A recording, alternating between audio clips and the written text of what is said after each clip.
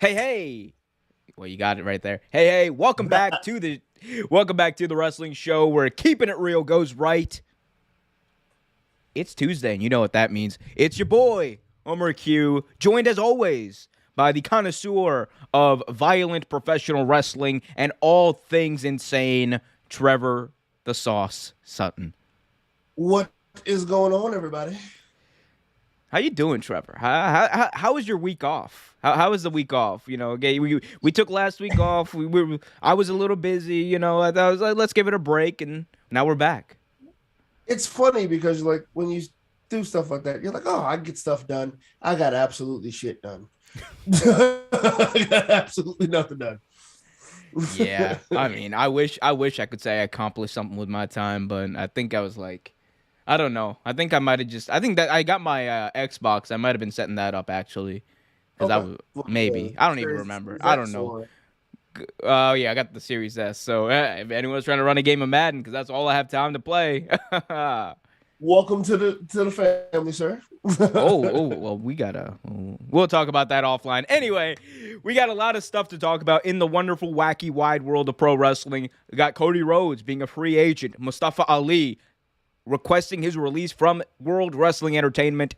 Much, much more to talk about from the Indies. GCW is gonna be in New York with a sold out crowd, with the returning John Moxley representing them in the World Championship main event. That's going to be a big story that everyone's talking about this weekend. So much more, so little time. Trevor, before we get started, though, I just want to ask you, what is something in wrestling you're really enjoying right now? You know what? Honestly, I'm really enjoying the indies. As always, I'm really enjoying a lot of stuff in the indies. And if you are a wrestling fan and have not checked out Matt Cardona, please do. He is killing it. Like he is quite possibly the greatest indie wrestler right now, and it's absolutely insane. I'm enjoying What what that AEW. is so insulting. How dare you? Everyone knows Gypsy Joe is the greatest indie wrestler to ever walk God's green earth. How dare you? You know we have love for Gypsy Joe over No, we here. don't. Well, you know who doesn't have love? R.I.P. R.I.P. New Jack, but he did not have any love for Gypsy Joe. No, Nearly not at killed all. that old Not at ass all. man. Poor thing. I'm also enjoying what AEW is doing with their women's division. It's stepping up a little bit. It looks very prominent. I'm definitely looking forward to it. So Yeah. those are my two things. How about you? Yeah, we'll talk about. I mean, honestly, it's the same stuff as far as AEW's women's division. In the time since you and I last talked on this show, we have a new TBS champion in Jade Cargill, and look. Here's the thing: there's a lot of people who afterwards, because of what Tony Khan and said on Twitter, like preceding that and what happened right before that when she won, there were a lot of people saying that she only won because she's black. She only won because the company was trying to save face. And to anyone who legitimately thinks that's the only reason that Jade Cargill won, I highly implore you to watch the product, because that shows me that you have not been watching anything. Because she did not win because she's black. She did not win because because the company was trying to save face. Is it a happy coincidence for them, or a coincidence in general for them? Probably. But that was the second the TBS title was announced. That was Jade That Cargill's was written belt. on the wall. Everyone. That was definitely written on the wall. Like she was destined for the TBS title. We've talked about this for months at this point. Like that was written on the wall. Like if you didn't see that, didn't see the work that she put in like recently over the months and weeks, like you just don't understand what they were doing with her. I'll have you know, AEW doesn't even know how to push women. Unlike WWE, look at the great work they've done with Liv Morgan. Main event Liv Morgan. Yes, that's just terrible.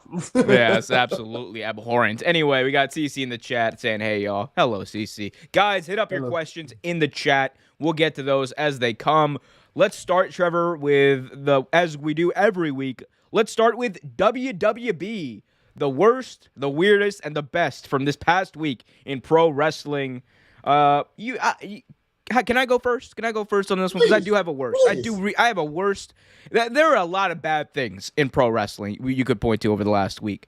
A lot of people would point to Mustafa Ali. A lot of people would point to maybe the Cody Rhodes thing. A lot of people might point to, even the Jay Cargill, some of that stuff that was going on online. But for me, it is 100% WWE and their trademark of the term, So WWE this past week trademarked the name Gunther Stark. Yep. And for those of you who do not know what that is, Gunther Stark is basically, it's like a German name or Austrian name, whatever, from that part of the world, right? And it has been rumored that is the name that they are prepping for Walter when he comes eventually to the main roster.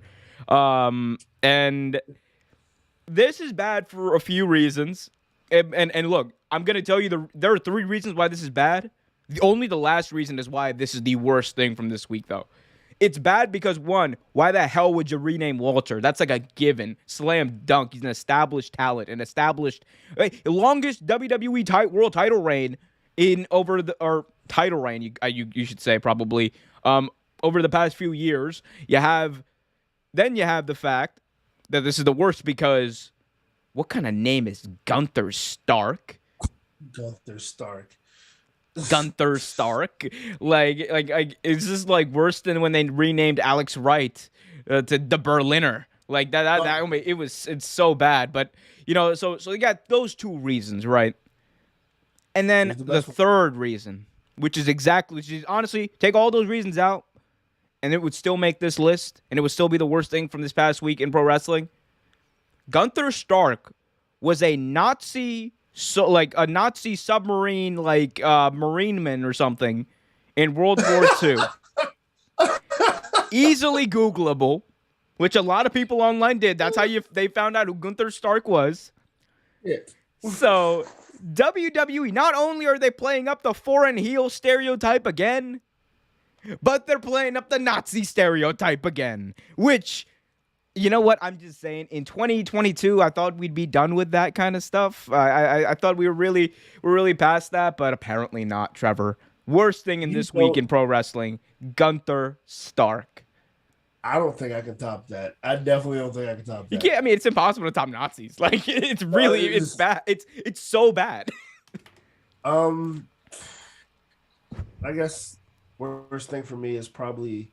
And it's not super bad, but the worst thing for me is probably Edge and Miz's feud right now.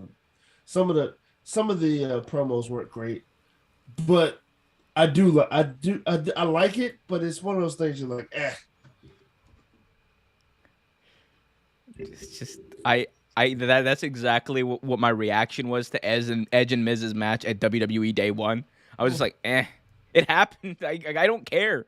I don't care. Now that you put the wives into it, it's even worse. Here's the thing. They could have just done this, man. Like it's unnecessary. Every feud Miz has to be at least 6 months long. That is like WWE like rules right there. Like that's what creative gets. Like, all right, goddamn pal, whatever fucking shit you give Miz, it's got to be 6 months long. Damian Priest versus Miz. Until 2022. Like that's literally what they did. Played it out until it literally died a slow and painful death. It's just, I mean, because like even the Miz and Daniel Bryan feud could have been amazing, right? Oh my! But so many missed opportunities. It was terrible. But yeah, that's my worst. That's probably my worst. I mean, look. I'm not even gonna lie to you. I think everyone's gonna take Gunther Stark over that one, but I do see why you think that's the worst thing. If we're talking about storylines, yeah, absolutely. Anyway, let's move on, Trevor, to the weirdest thing this week in pro wrestling. You want to go first on this one? You know what? I'm trying to think of a good one. You can go first on this one. You can go first. Okay, I can go first on this one. I got a weird thing this week in pro wrestling. So, Trevor, I don't know if you knew this. MLW is suing WWE. Have you heard about this? Yeah. So this is the weirdest thing. So, Major League Wrestling, MLW, you guys might have heard about them. They're one of the smaller but more well-known wrestling promotions in North America. They are suing WWE, alleging that Vince McMahon's company made ongoing attempts to undermine the competition and monopolize the pro wrestling market, which everyone knows they already did, by interfering with MLW's contract business prospects. MLW had made specific references to a major streaming deal and the promotion's partnership with Vice TV. It's alleged that that WWE, using their relationship with A&E that developed and NBC Universal and all that kind of stuff, were trying to undermine MLW's deal with Vice. And that's why there's kind of been bumps in the road with that deal and all that. And they were trying to get talent. Like, it's a lot of stuff being thrown at the wall. And this is basically MLW saying that, hey, we're not going to take this shit. It's Owen Hart from what was it, 1998. Enough is enough. I'm sick of this shit, and it's time for a change. Like, I am not a nugget. But like, no. To me, it was just weird because more power to them. They are going to burn through a lot of money. Like, more power to Kurt Bauer and all he's doing, because MLW is a really good product. I think a lot of people who actually watch it do enjoy it. I think, even though they're hitting hard times as well because of the pandemic and whatnot, but I do think that the future can be bright for them as well. But man, Kurt, you got to get ready to just keep going, because WWE is going to delay. They're not going to let this go.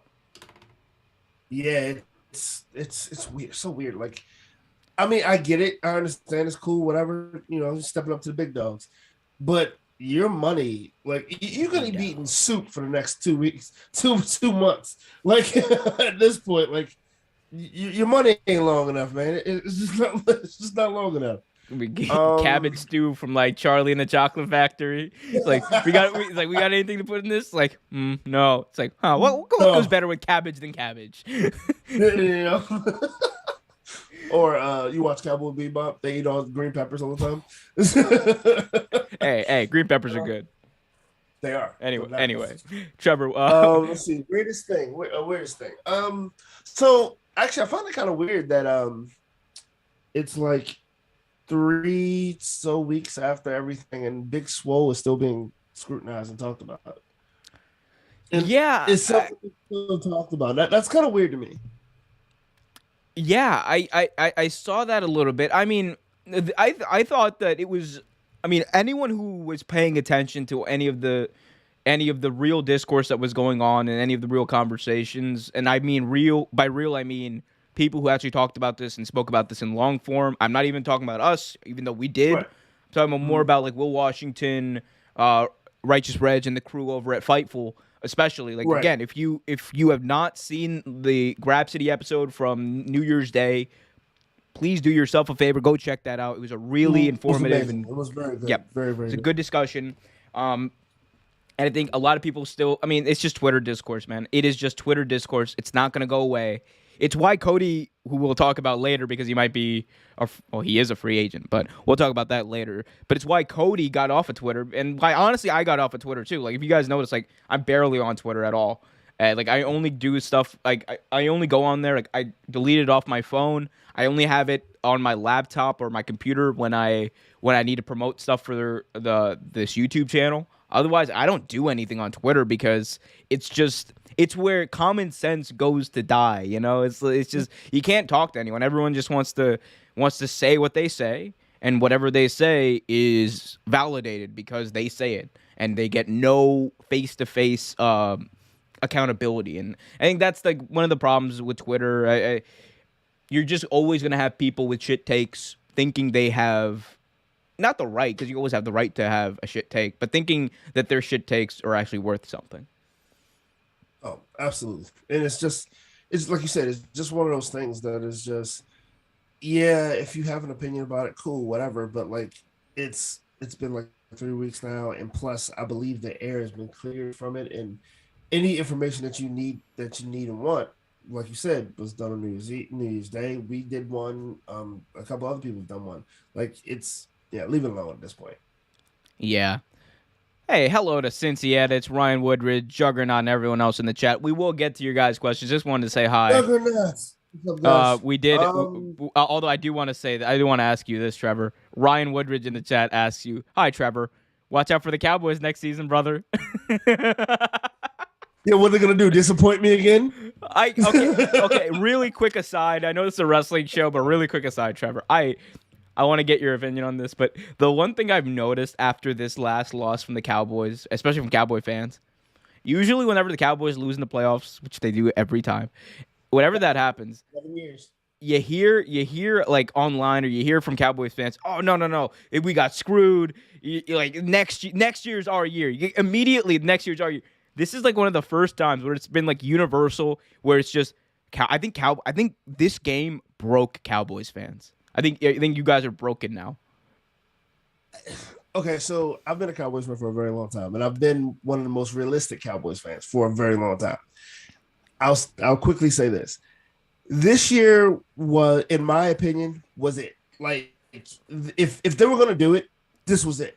It's the most talented team they've had. Tyron Smith is getting up in age. Travis Frederick. I mean, I'm not Travis Frederick.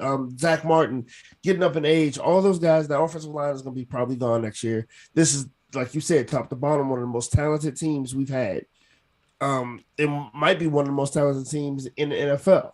Like, defensive number one offense in the NFL. It's the number one offense. Number 10 defense or something like top that? 10. It was a top 10 defense, number one offense. Yeah. They $400 million payroll. Like, Dak Prescott's making. I'm sorry. Defensive players.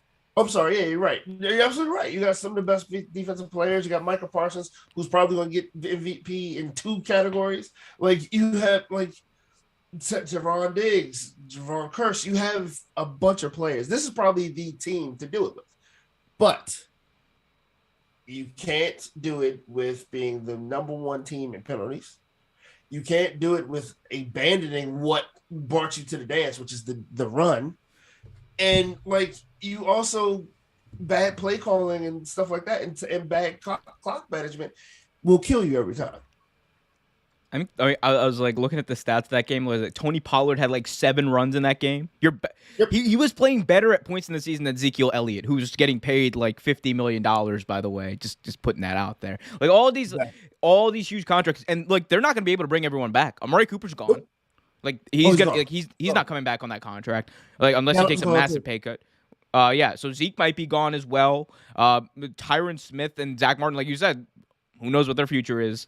It's not looking good. This is the best team the Cowboys have had since they won the Super Bowl back in the 90s, and it just seems like they have blown their shot here. And they can do whatever they want to do now. They can fire Mike McCarthy, which they probably should do, because I know a lot of Cowboys fans out there are saying that, oh, it's the ref's fault. It's not the ref's fault. Anyone who knows anything about football knows.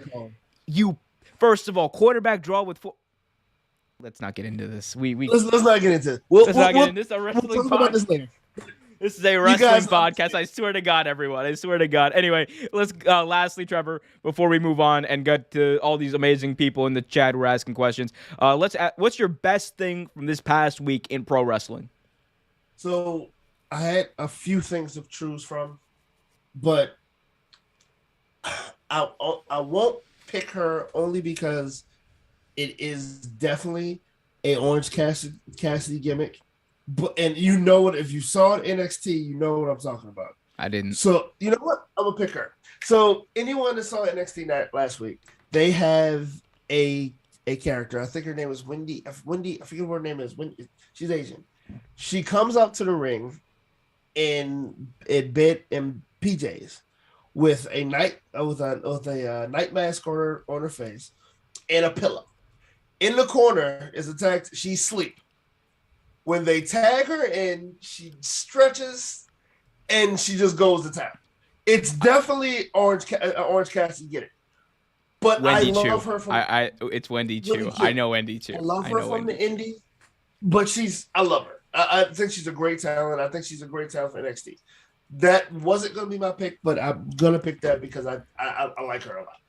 Look, I love that because I mark out for that gimmick. I mean, just sleeping on the rope. Yeah. It was so like I did see that clip where she was sleeping like in between the ropes and then waiting for the tag. That was great. I get that.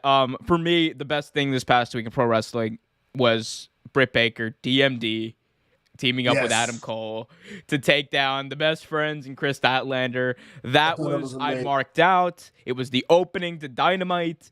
I was just like, this is great. Like, and everyone who was like, oh, they shouldn't have done this so quick. I'm like, they did it, and guess what? It was over. And I'm glad it worked. It worked. It worked well. It definitely worked well. It worked, and it's gonna elevate Chris Statlander and Orange Cassidy because they're gonna be in a feud with Adam Cole and the Good Doctor, Britt Baker, DMD, and you could. And here's the thing, guys, it's a tag team match. You could put Orange Cassidy and Chris Statlander over because there's no title on the line. Exactly. Because this is not a singles match, so it's not going to count against Adam Cole when he eventually goes for the world title. There's possibilities here. So, it's a bunch of possibilities, man. And it was just like the promo they cut backstage too, and like the kissing thing where the Bucks went for it, and then because Dr. Britt Baker, let's give her some respect. Hey guys, yeah. Hey.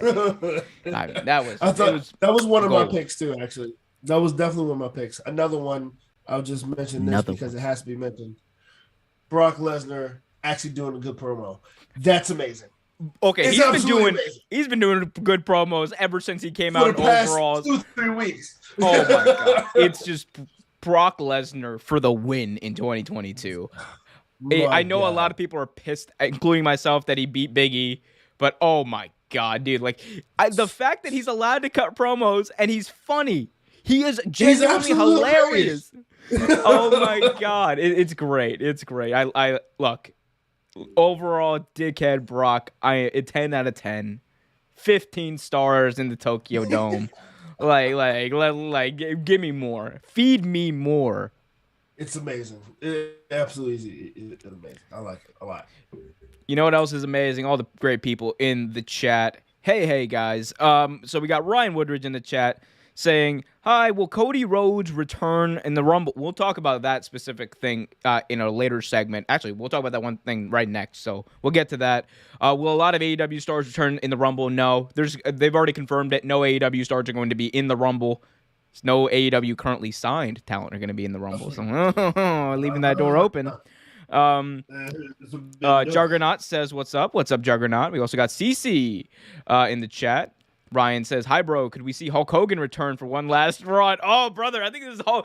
I think Ryan Woodridge might be Hulk Hogan's burner account. Brother, who wants to see me return for one more night, brother? One more run with the title, Vince. We're gonna sell out MSG, and I'm gonna pick up that 500-pound Braun Breaker, and I'm gonna break him in half with the Hulkamania Slam, brother. Like, he's only 250 pounds. Met our quota of brothers this year yet. I think this year it's been like 2 weeks, and we were on vacation for one of them. At last time this year, when we first started in February, we were literally 30 seconds into the show, it was brother. Oh, since he says it's always the Cowboys' year till they get into the playoffs. Ryan, you did not lie. By the way, not lie about that. Congrats to Cincy and the Bengals for advancing. We can't wait to see you guys. Man. Can't wait to see you guys lose to the Titans. Actually, not beat the Titans. Beat the damn Titans. Beat the damn Titans. Cincy says, no, the best friends are the best thing in AEW. Scree. JK, do love them though. Everyone loves a best friend. I also love Trent. I love the fact that Trent is like now back to being Trent Beretta, and he's like more serious now. Like it's like no Trent with a question mark anymore. It is. I'm Trent frickin' Beretta. I missed this Trent Beretta. I did, and like he's jacked. He's been in the weight room, dude. Oh my god. Yeah, this ain't Trent Beretta from ECW 2010 when Tony Chimmel will be announcing him. And already in the ring, Trent Beretta. Like, no. This is Trent Beretta. This is big, bad Trent Beretta. Anyway, guys. From the Indies, man. I like him. Oh, yeah, we love Trent Beretta. We also love all of you, so please hit that like button, subscribe, and hit that notification bell so you get notified whenever a new video is released.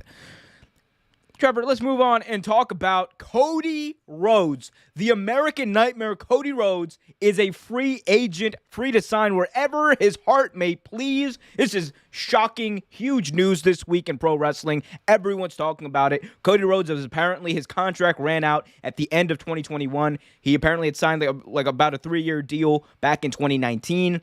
It's over. It's done. He is the TNT champion. He is also working without a contract. He's expected to be at Dynamite on Wednesday. There's a lot of moving parts here, Trevor. My big question to you is, what do you make about this situation? What's your reaction? What do you make about it? And what do you think is going to happen? Is he going to try to leverage this and maybe get a deal somewhere else? Well, it's interesting. I can't speak English. It's interesting, but like he's still a VP though, right? Yeah. No. Well, no. He doesn't have any contract with AEW right now. Oh, okay. He's basically a per appearance kind of guy now. Okay, so he's not even behind the scenes. Okay, so then that makes things more interesting. So I mean, I honestly don't see him leaving. Honestly, I mean he might go perform because honestly, who isn't looking for Tony Kanellis and Cody Rhodes again? Those great matches, amazing matches. Who wouldn't like to see Will Ospreay and Cody? Like, there's a lot of different things he could do. So, like, Cody versus Cody.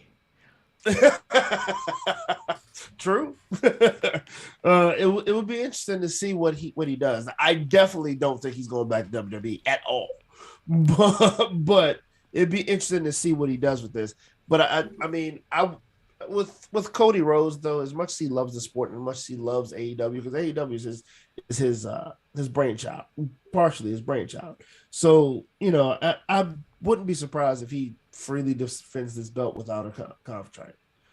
It wouldn't even care, So there's a lot of things to be made here. I mean, first of all, I want to address the whole thing about, is Cody going to be at the Royal Rumble? I think that's not going to happen. I think that's pretty evident. Is it going to get... Look, I'm very skeptical when these types of news bites happen because, look, I think there's a 95% chance Cody Rhodes is going to end up re-signing with AEW for one reason or another. He's going to end up in AEW. Like, I am very fervent in that opinion. Now, does that mean that he doesn't try to leverage maybe to get more money, more power, or whatever in AEW? No, that's well within his right. He should. He again was part of a revolution that helped start the company, so might as well. But I'm not going to lie to you. I subscribe to the belief that this is all just a publicity stunt for Rhodes to the Top, like his reality show on TBS. Like, this just sounds exactly like some hanky-panky reality TV shit. You hear this every single time the Kardashians come around. Ooh, there's some rumor it's going to be addressed on the show. I think that's exactly what's going to happen. It's going to end up being addressed on the show, get people to tune in. If you want to know if Cody Rhodes signs or not with AEW, tune in live or whatever on TNT or Rhodes to the Top, Michael. It just reeks of that. And I'm not saying that's a bad thing. I mean, look, work them. It's pro wrestling, people. You get worked sometimes. It's part of the deal. Does that mean you're not going to see Cody Rhodes maybe do a little hint at the Royal Rumble on the Royal Rumble day? Be like, hey man, I'm in St. Louis. Who knows? And is he going to tease people? Of course he is. That's your job as a pro wrestler. I just think this is more so. I think this is more a publicity something than not. If I'm wrong and he ends up being in the Royal Rumble and he ends up signing with WWE, I mean, hey, I am never going to get in between a man and his bag. Get your money, Cody. But I think he ends up staying with AEW whenever. I think this is just part of a bigger picture kind of thing with Hollywood Cody. I was about to say the same thing, Omer. I think it might be part of his gimmick, part of his transformation type thing. With the history of the Rhodes family and Vince McMahon, I don't see another Rhodes ever in WWE. But goddamn, we'll make one. We'll make one. Modi Rhodes. Anything's possible at this point. Shit, money. What they say? Money talks. Money talks. Walks. Hey now. So I mean, it's possible. It's definitely possible. But like you said, I think he's gonna troll people with the whole Royal Rumble thing. I think this whole thing is a troll, honestly. To be honest with you, I'm not gonna lie to you. I would die laughing though if Cody Rhodes ends up at the Royal Rumble, wins. Like it's never gonna happen, right? But if he ends up at the Royal Rumble, wins it, and then afterwards we get like one of those like the tearful eyed Cody Rhodes promo. My father and me. Like I bled for this company. Me and my brother Dustin. Me. Yeah. I'm like, again, no, I want it to be known. I love Cody Rhodes the person. I love Cody Rhodes the character. Even in the terrible Anthony Ogogo program he had, I was still like, I gotta watch it because it's Cody freaking Rhodes, right? Rhodes, right? Because like, look, he's Hollywood Cody Rhodes. You can't not watch him. Like, I mean, no matter what, man. I'm telling you, when Cody Rhodes turns heel, and he eventually does do whatever he's gonna do, and he ends up turning heel, and then he turns back. He's again gonna be the biggest babyface in the entire world. Absolutely. Because he's Cody American Rhodes. Man. He's the American Nightmare. Like, do you remember in 2019 when AEW first? You were there. You and I were both there on Dynamite 1, October 2nd, 2019. We were both there. It was deafening when Cody came out. When he comes down to the ring, tears in his eyes because he's got to cry. He's Cody Rhodes. He's got to cry. It's half the gimmick. He comes to the ring. He's tear-eyed. He kisses the ring as he goes down to his knees, and then he just gets fired up. It was deafening, man. Like it was deafening. It's gonna happen again. It's going to happen again. I think. Like it's just a matter of time. It's a similar thing I think with Roman. People just want him to be a heel. We want to see him do something interesting. That's it. Exactly. That's at this point. Like there are marks that talk about, ooh, Cody doesn't put anyone over. Come on. Cody has everyone. He literally put everyone over at this point. He put Eddie Kingston over. He put even Sonny Kiss over. He put. You want to talk about people? Brody at least squashed him. Sammy Guevara is Sammy Guevara is gonna beat him eventually. Like Darby Allin beat him. He has put people over. Like I'm sick of this. It's an untrue narrative. I always hated that narrative. You know what I mean? It sucks. Like I mean, he's been putting people over. Like I won't say his whole career because they didn't let him. I mean, no, in WWE, he was totally putting people over. He's putting Stephen Amell over, bro. He's putting actors over in WWE. That was great. Hey, big shout out to Stephen Amell. I love Stephen Amell. I do too. Great actor. But anyway, to put a pin in this, I think it's hogwash. Puppycock. Puppycock. Oh yeah. I was waiting for you to call up. Yeah, I mean, yeah. We'll see what happens. Hey, dude, look. Again, if I'm wrong and Cody Rhodes, if anyone in AEW ends up being in the Royal Rumble, if I'm wrong, amazing, because that is so good for pro wrestling because it gets buzz for everyone. But yeah, I think Vince kind of learned his lesson as far as after the Jericho podcast, because after what happened after Jericho was on the Steve Austin podcast, AEW was one of the most Googled things in the entire week on Google. It was one of the most trending things on Twitter. That week, it broke 1 million for the first time since the debut episode. Vince was incensed because he allowed it to happen. And I'm just like, yeah, I mean, you put Jericho and Stone Cold in a room together on the WWE Peacock Network, whatever. Of course, it's gonna happen. They're going to talk about AEW. Yeah, I'm genuinely surprised they didn't cut it out. I'm genuinely surprised they didn't cut it out. I am too, actually, because on older shows when they say WWF, they cut the WWF out completely. So I kind of thought that's what was going to happen with the whole AEW thing. Yeah, I mean, they don't do that anymore, obviously, because they got that deal with the that anything older, anything they did pre the name change, that it's allowed to be streamed or whatever without censorship. They just can't say it again. Vince cannot say WWF except when he wants to because he's Vince freaking McMahon. To put a pin on this, I don't think anything's gonna happen there. I did watch I did watch an old VHS. Yes, I still have VHSs, people. An old VHS a Hulk Hogan promo.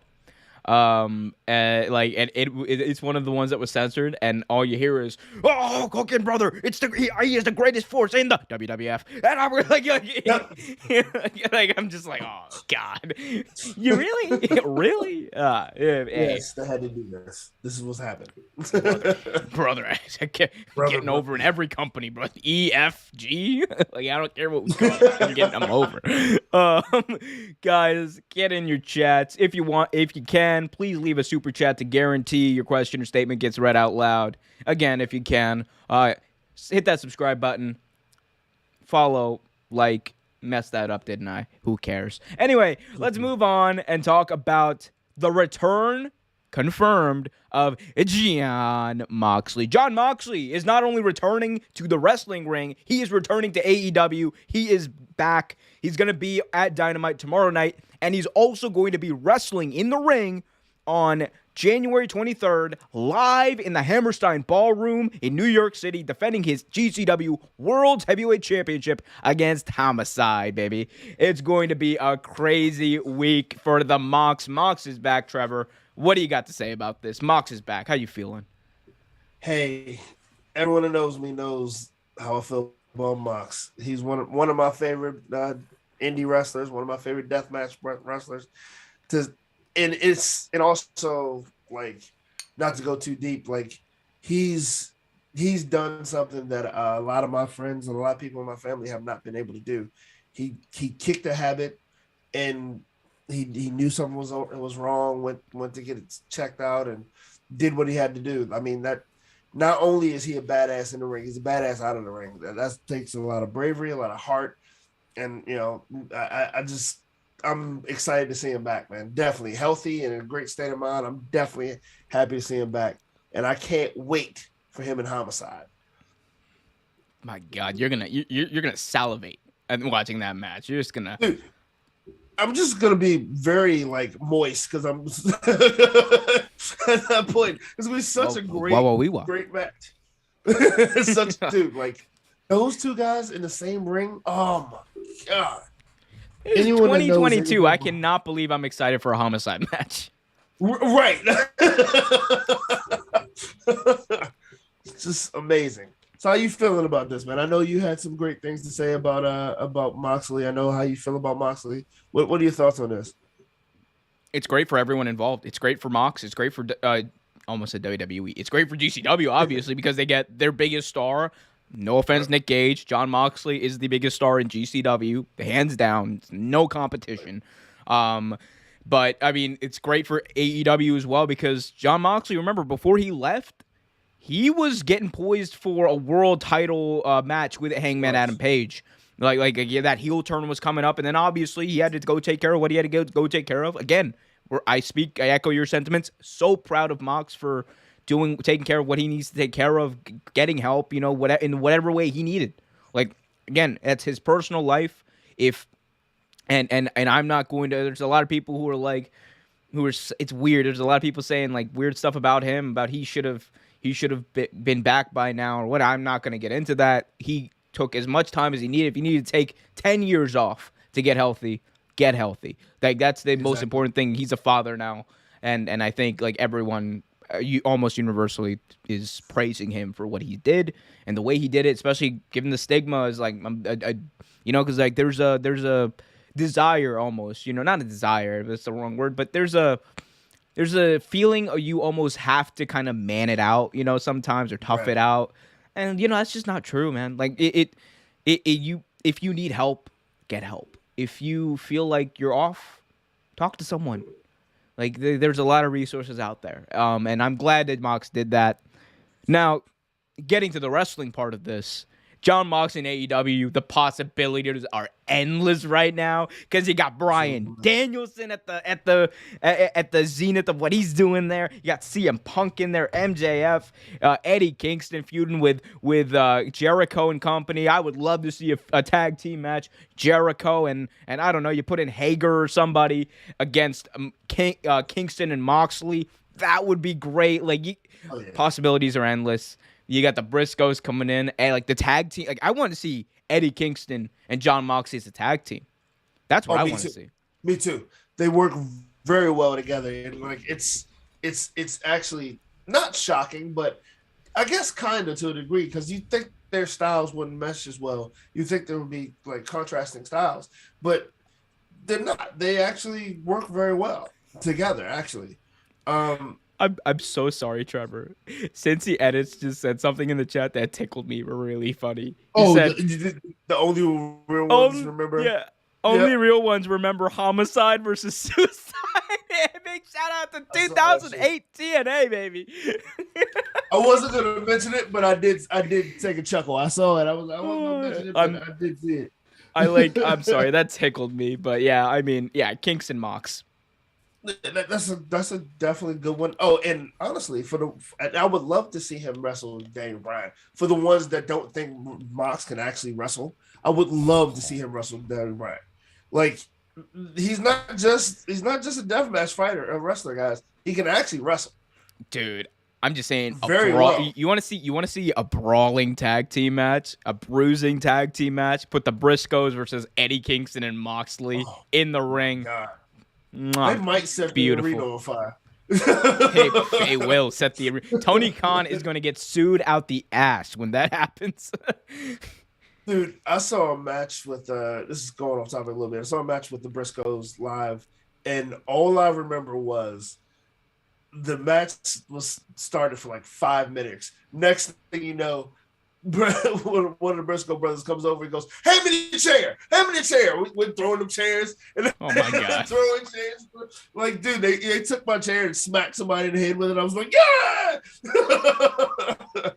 Sick. You people are sick. And the funny thing is, that was ROH. What's my least? If people ask me all the time, what's your least favorite like way to start a promo? You people, like that. That's I hate the you people promos. It's like oh my God. It's like, you want me to turn the channel? Boom, you people promo. All right, Randy Orton opens up Raw with a you people promo. Oh, hey, watching Monday Night Football, baby. Click. We got playoff football this week too. Oh my God. Oh God. I mean, yeah. Last thing I want to get your opinion on is this card for GCW. Their pay-per-view this weekend. It's called World on GCW. This is just, I mean, like, I'm gonna read out the card here. Matt Cardona versus Joey Janela in a singles match. Like, for Joey Janela making his return, his contract's probably not going to be picked up by AEW. I think that's kind of mutually beneficial at this point because he hasn't really been doing much. He's making more money on the indies, so. Yeah, and I think he's just not fitting into their plans, and he's great. I want to see Joey Janela take over GCW.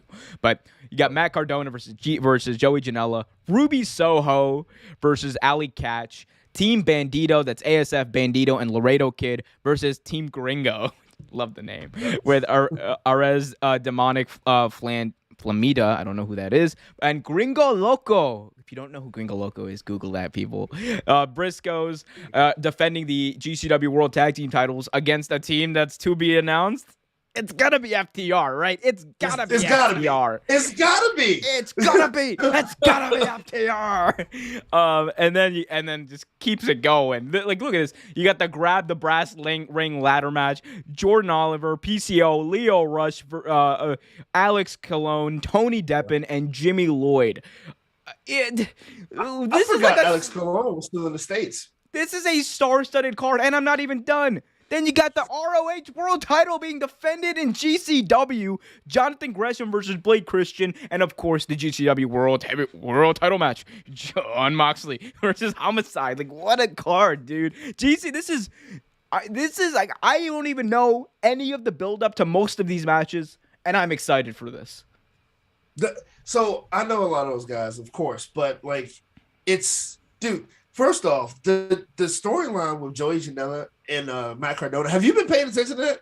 Oh my God, dude, they are hilarious. It's amazing. It's amazing. For those of you who don't, I'm sorry, I just want to get this out quick. For those of you who don't know how good Joey Janela is at just being a dick, go watch the stuff he did back in 2019 with Moxley. Oh my God. it was hilarious. Like there's a backstage. It's like the first ever backstage segment in AEW history. By the way, it was like right at Double or Nothing. Like Joey Janela smoking a cigarette backstage. By the way, the same night Joey Janela got a cigarette stapled to his forehead because he's a maniac. He's smoking a cigarette backstage. John Moxley takes the cigarette from him and like takes it and he like starts smoking and he stomps it out and Joey Janela just looks at him with this maniacal face. It's just I need more Joey Janela. Like that's the one. There have been a few people that I really wanted highlighted more that haven't been in AEW. Like Joey Janela is one. When Sonny Kiss gets a chance anywhere, I cannot wait to see what Sonny Kiss does. Like that's going to be great because watch the match that they had with Cody back in 2020, like for the TNT title. Oh my God, it was so good, and I was so mad that AEW didn't end up doing anything with Sonny Kiss. I understand things happen, but Sonny's such an amazing talent. Sonny also does a lot of indie stuff too, and there's a big pay-per-view coming up.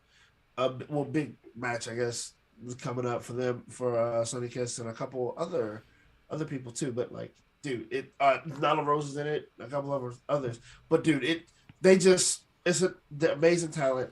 Joey Janela, it's gonna be a great. It's gonna be a great weekend for wrestling, definitely. Like I can't wait to see how the whole thing plays out with Joey Janela supposedly sleeping with Matt Cardona's new wife. I love Joey Janela. It's like he is gold. Oh my. Let's go to the chat real quick because since he's going crazy in here, he says plot twist. Cody is in the Rumble and he's going to bring the TNT title. It's gonna explode because that's how WWE. It's gonna explode because that's how trash WWE booking is. Yeah, pretty much. Since he also says, "What if Cody Rhodes is in DPW Battle Royal?" Oh, DPW. Trevor, please tell me you've been paying attention to DPW. Oh, DPW was amazing. Oh yes. Do you know you also pay attention to my man Danger? Yes. Yes. I just got giddy there for a second. I apologize to everyone. I don't squeak that often, but when I do, it's about DPW and pro wrestling. Oh, DPW is amazing. And actually, my buddy I was talking about, what's his name? Takashi Tenachi. He's doing the guy from North Carolina. He's actually going to do some stuff with DPW soon too, because they're taking a lot of their talent back and forth. So it's going to be awesome. DPW is amazing. I love DPW. DP dub. Anyway, let's go through these chats real quick. Since he says Vince McRhodes, the next generation of Rhodes in WWE, Vince McRhodes. I mean that'd be a great name change for a good old Austin Theory there, because apparently Vince legitimately sees Austin Theory in the main event. Like he sees him as a main eventer, which I'm not saying he's not, but I'm also saying he's not. I mean, not the way they're booking him, of course not. But anyway. Since he also says only real ones remember when Suicide and Hulk brother Hogan cut a promo. Oh my God. Oh God, I love TNA. He says, then we got Races in the chat says, is Nick Gage on the card? He is not on the card. I'm assuming that he might still be there though. He's gonna be there. Like he has to. It's Nick Gage. They just sold out the Hammerstein Ballroom in New York. I have to imagine that whoever wins the GCW World Title match is going to be confronted by Nick Gage. But Racist says, I can see Nick Gage having a Sandman type entrance. Oh man, if you can get the rights to play Enter Sandman one time at one place for one guy right now in pro wrestling, Nick Gage. It'd be Nick Gage. It'd definitely be Nick Gage. Oh dude, I would mark so hard for that. And he wouldn't even, he'd no sell it. He'd be like, yeah. Like he just flip you off because that's what Nick Gage does. That's what Nick Gage does, baby. I love Nick Gage. Oh man, God bless America. Guys, we're gonna keep on moving here. Let's talk about. Oh, Trevor, did I tell you about this? I don't think I told you about this. Trevor, we have some big time news, big time newshausen about Danhausen. Oh, Newshausen. Newshausen about Danhausen. There he is, the man of the hour, the man with the power, the hit maker, the record breaker, Danhausen. Danhausen. Danhausen. Oh my God, Trevor. Danhausen this week, Trevor, revealed who he would like to team up with And he said this week that he would like to team up with CM Punk to face Darby Allin and Sting in a tag team match. And look, he's recovered. He is, I think he's basically recovered. Danhausen looks like he's ready to go. Nope. I mean, it's a matter of time. You would think they just got to wrap up some loose ends with some other stories. We're going to see Danhausen in AEW. Oh, yeah, definitely. And we're going to see this match. Like, this is just... Because, like, here's the thing. People want to say, like, oh, Sting would never work with Danhausen. I'm like, dude, Sting knows money when he sees it. This is money. This is so much money. This is a money like feud match moment, whatever you want to say. I'll tell you, Sting wants to make money, and he knows he can make money with this guy. With Danhausen especially, like, oh my God, Trevor, you're the Danhausen fanhausen of the Foreverhausen. Tell me what you think about this. I absolutely love Danhausen, and we all know that. But this match would be absolutely fucking amazing. Dude, like, I mean, we all know where he's going. He's going to AEW. I mean, he might show up on Impact or whatever, which would be great for him too, whatever. But, dude, like, other than the indie circuit, which he travels a lot, I actually would love to see him in GCW, to be honest with you. But I know he's going to AEW, and at some point, this match is going to happen.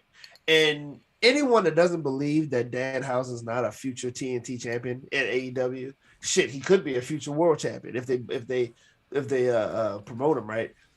Is out of their mind. Danhausen is money. He's absolutely money.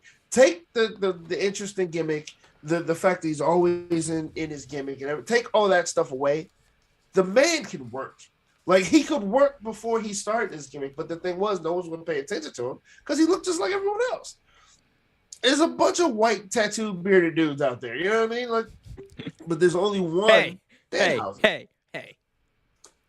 Malachi Black might be white, but he is in the House of Black. He also, I hate you.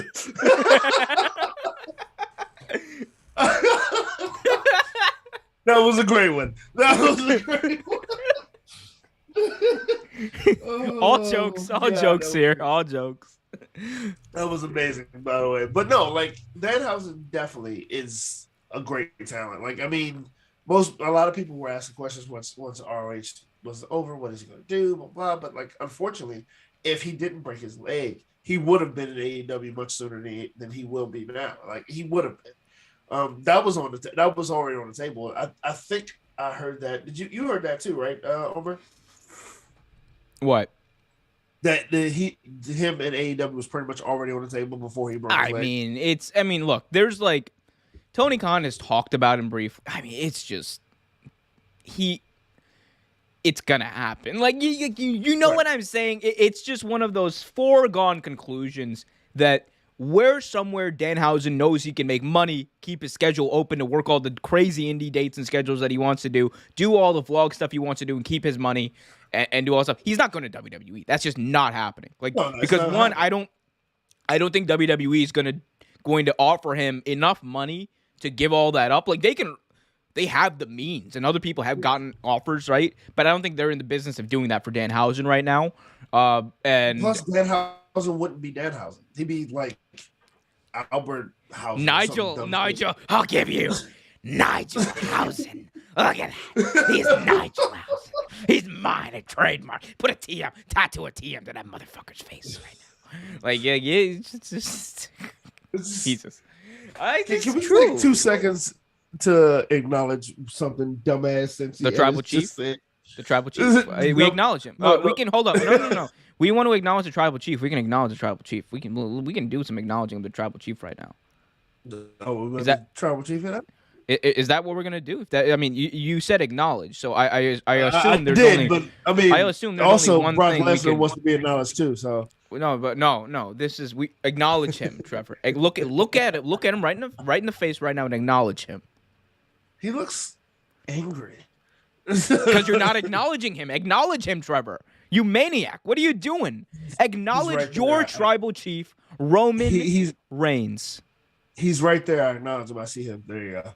Okay, cool. That's all I wanted.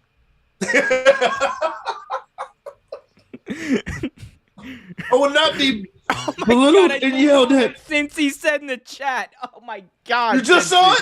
You just What saw is wrong with you? I'm not reading that out. it. He might kill us. I'm not reading that one out. Cincy, that was funny. I'm not reading it out. You're not gonna Which hear me one? say The Nick Gage thing? either. There's both of them. All I mean, look, Nick Gage looks like he eats sand. I saw that one. I was saving that till afterwards to talk about. But I mean, I'm not Malachi White. I'm is not now reading the that president. I'm not. Oh my reading that. god. No. Cincy, you have a wonderful career in comedy ahead of you, my friend. Oh my god, you are on it tonight, good sir.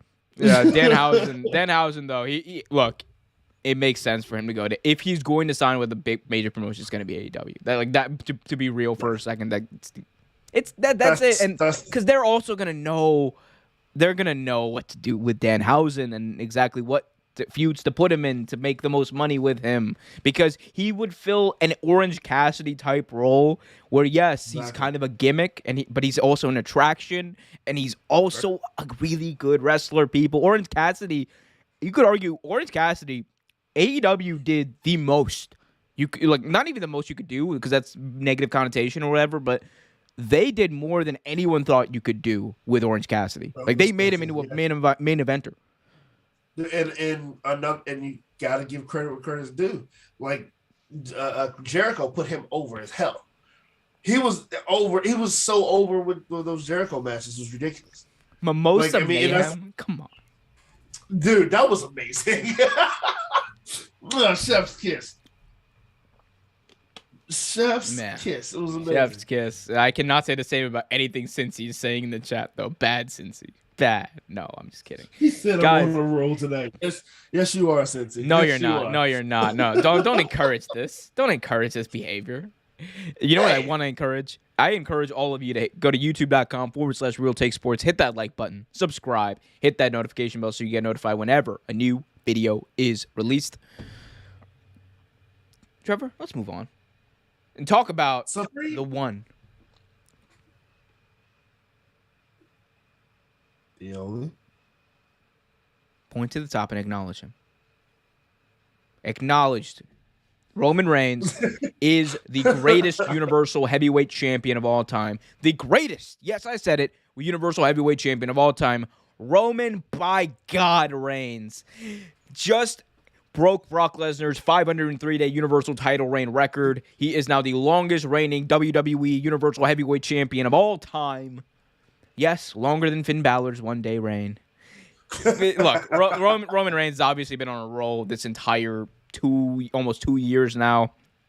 Trevor, what do you think about his world title reign as he reaches this milestone, as he reaches the longest reigning Universal Heavyweight Champion of all time? What do you think about it? Did it work as well as it should have? And where is it going to go next, do you think? I believe it worked better than a lot of people thought it was going to. You know what I mean? Like, you see Roman Reigns come out, you see him just absolutely destroy the two main wrestlers in the match, gets the pin, whatever. Like, you saw this new Reigns. Then you saw him with Paul Heyman, and you're like, okay, I see what they're doing. Interesting. Is it going to work? And honestly, Paul helped. But as good as Roman is right now, I don't think he actually needed Paul Heyman. Like, as good as Roman is right now, and he's proven it right now, I don't think he honestly needed Paul.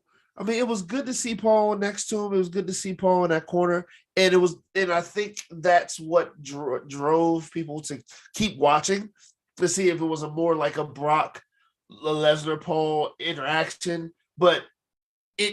Don't get me wrong. It worked. I loved it, and I loved how it played out. But with the bloodline and with everything that Roman is doing, it's like catching lightning in a bottle. It's amazing. It's one of those things that works, and it works well. It is one, and it probably is like you said, in like the record show, is the best Universal title reign I've seen. Like, and he is quite possibly one of the best heels right now, besides MJF.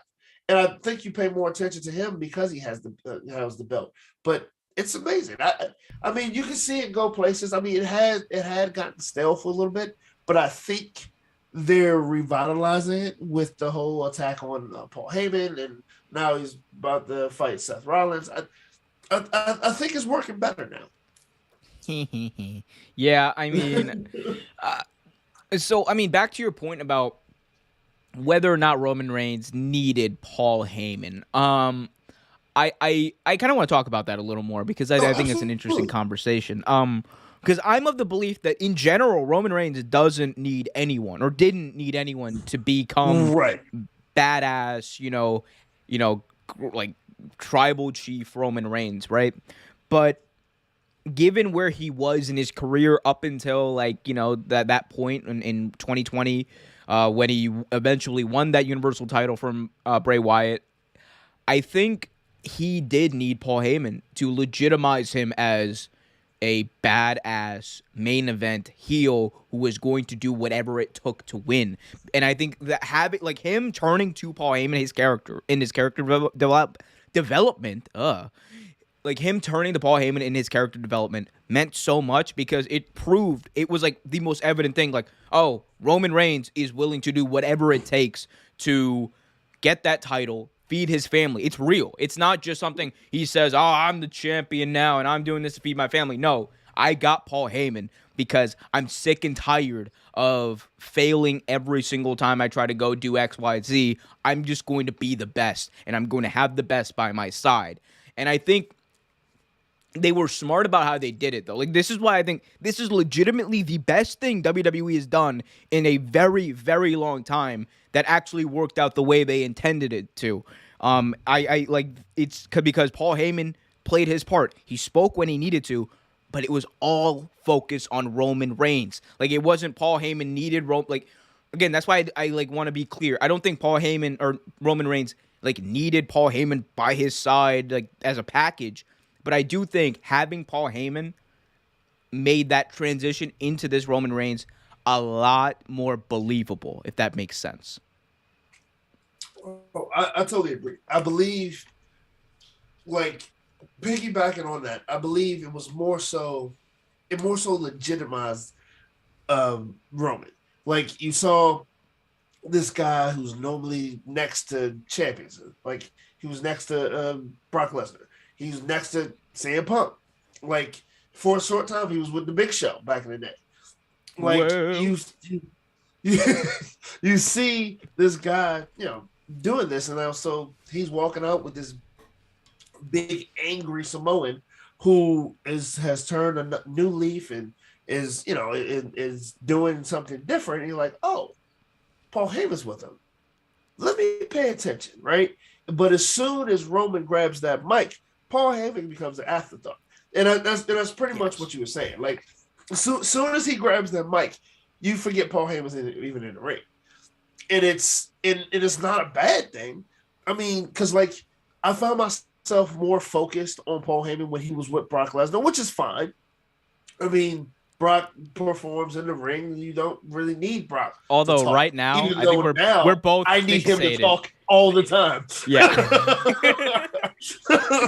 Obsessed with Brock Lesnar's promos. Say a word. Paul can do sign language if all Paul, I can. No. It's that. Hey, Paul, sit there in the corner. let me talk to Sami Zayn about hunting in Muskoka. You know what, Paul? Go get me some coffee. I got business to do. It's just it's one of those things. You're like, wow. If you let, but I think the reason they're doing that with Brock, because they've realized how well it worked with Roman. It worked well with Roman, so they're trying it with Brock, and it is working pretty well. But I mean, it's money. It's just money right now. Roman is on his game, and I don't know when he's going to get off his game. Even if he loses the belt, I don't see him off his game. Speaking of that, Races Fan Rock in the chat says races, not racist people. RACES. Races. Race. we're just gonna go with that. He asked in the chat, Roman is losing, or he says in the chat rather, Roman is losing at Mania. Unless it's Walter, man. Unless it's Walter or Biggie. I don't think you should do it. I think you keep him dominant. I'm not gonna lie to you. The biggest final boss badass thing Roman Reigns can do in his entire career and say that I've done it all. I've literally done it all. He has done every single thing except for defeat Brock Lesnar at WrestleMania. It is literally the Stone Cold Steve Austin to his Rock. He has never defeated Brock Lesnar at Mania. He's defeated him at SummerSlam. He's defeated him at Saudi Arabia Super Showdowns to 6 or whatever the fuck. He has done it all. But he has never defeated Brock Lesnar, the Beast Incarnate, the Conqueror, glory, Brock Lesnar at WrestleMania, and the Tribal Chief, the head of the table, the head of the bloodline on April 2nd, 2022. I don't even know if that's the right date. He's going to go toe-to-toe with the Conqueror, and he's going to whoop that candy ass all over Dallas. I like how you went from Mojo Jojo to The Rock. You went from Excalibur. Hold on, wait a second. The double chief gonna go against Brock Lesnar. And he's gonna whoop his candy ass. It's all my different personalities coming out. You know, I'm like the dude from South Park. With all the different personalities. Like I'm just no. But in all seriousness, that was a good one though. That was definitely good. No, I'm so serious. I am so serious. I am very 100% serious about that. At this point, that's the only thing he can do. I heard rumbles that maybe The Rock might be in it.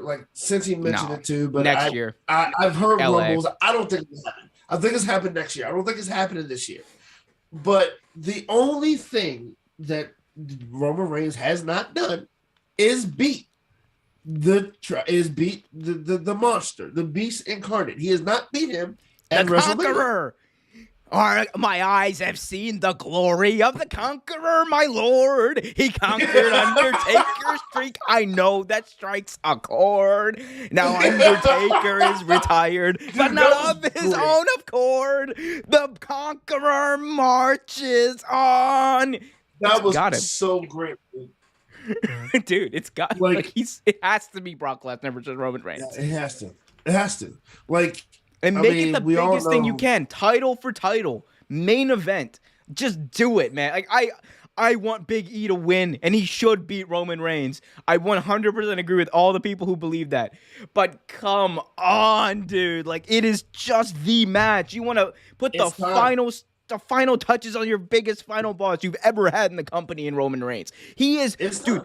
The insane thing about Roman Reigns, and I swear I'm so sorry, I'm just geeking out right now. The biggest thing about Roman Reigns is that he's doing it. He is being the guy. He is being the head. He is being the face of the company, all while being a heel.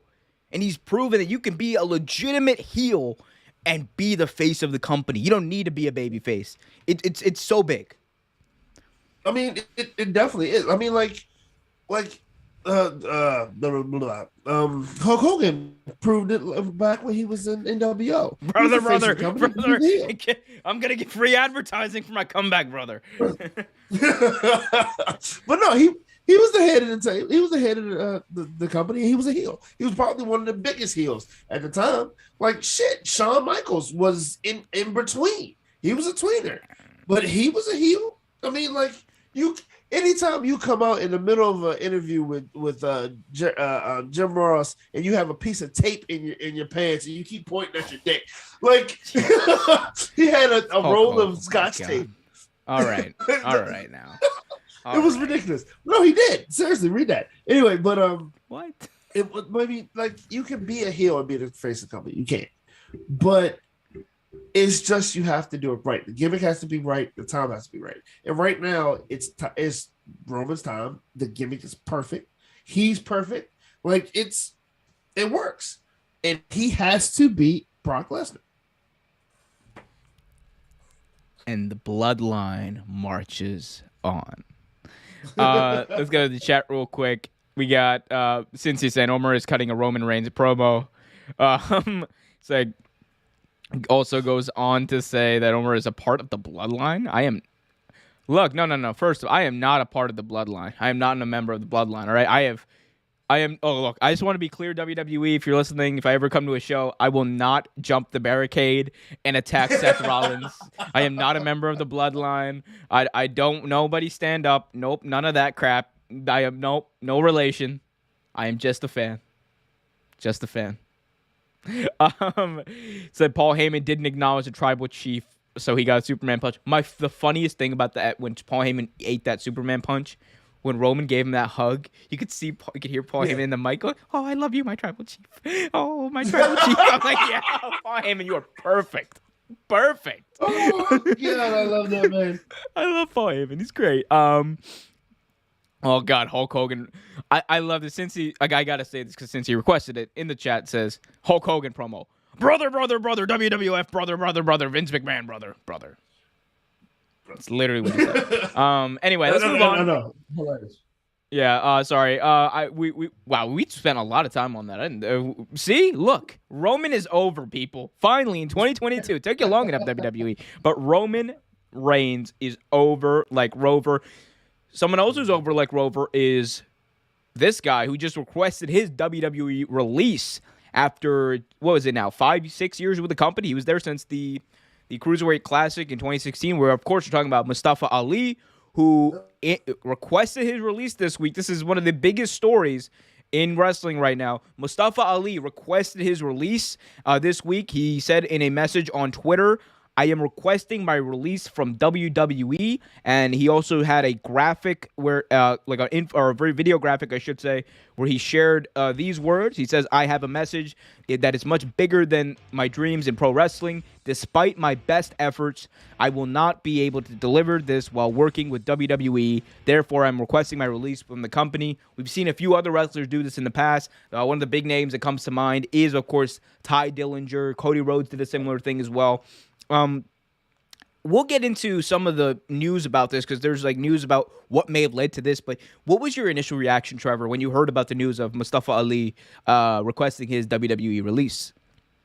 Now, before this, that came out before his statement. So it was one of those things where I wasn't sure. At first, I thought he was released. And then I reread it and it was, oh, he asked for his release.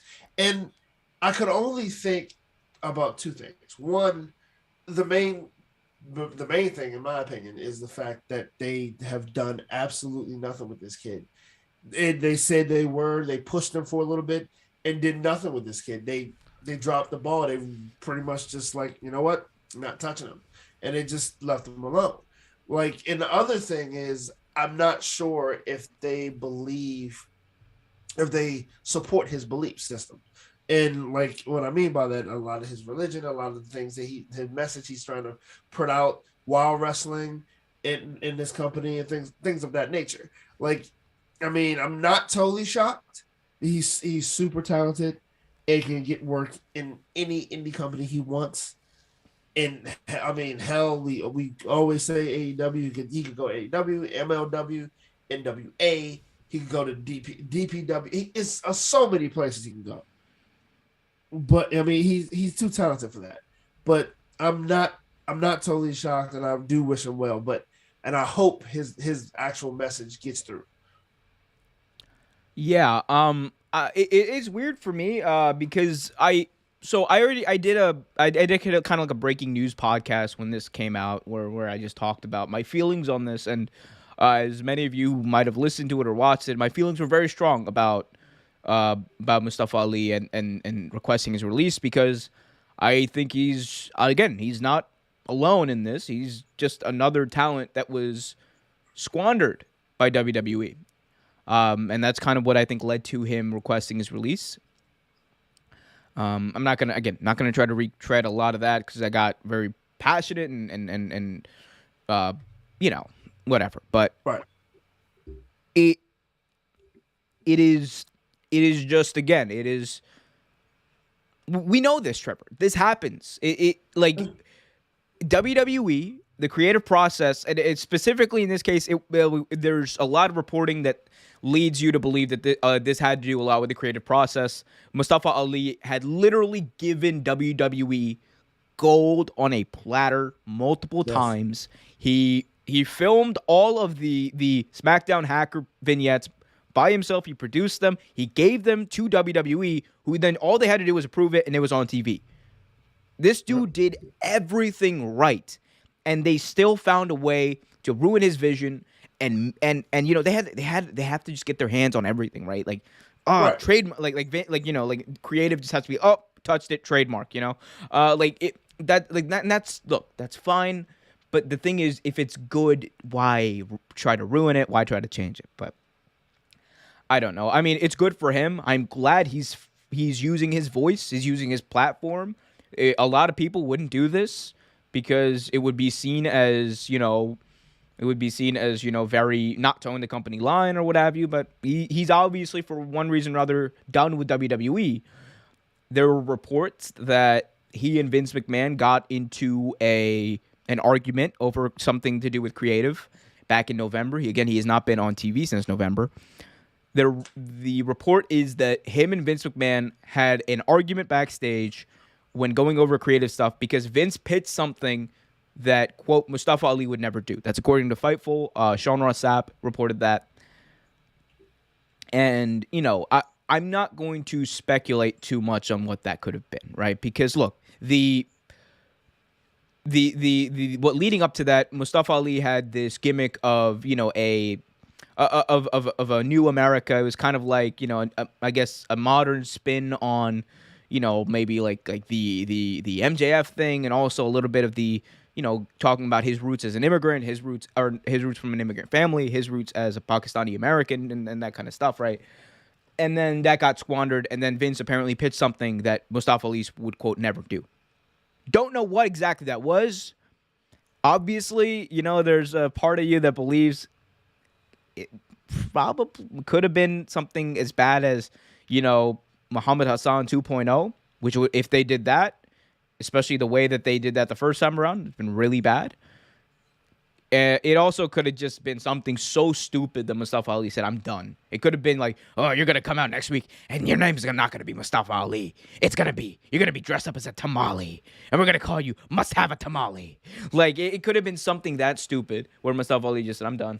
Like, we won't know until we know, until Mustafa Ali eventually speaks about it, or if he does, if ever. But, you know, we talk. I don't know. This is just me ranting at this point. I hope he goes somewhere. Yeah, I'm just kind of more focused on just what this means for WWE, man. Because like, I don't know, man. Like we talked about diversity, right? We touched on this last time. We talked about diversity. Like, it is having Jinder as a champion for me was a big deal. Like you know, in general, having a brown champion and all that, and seeing him like succeed.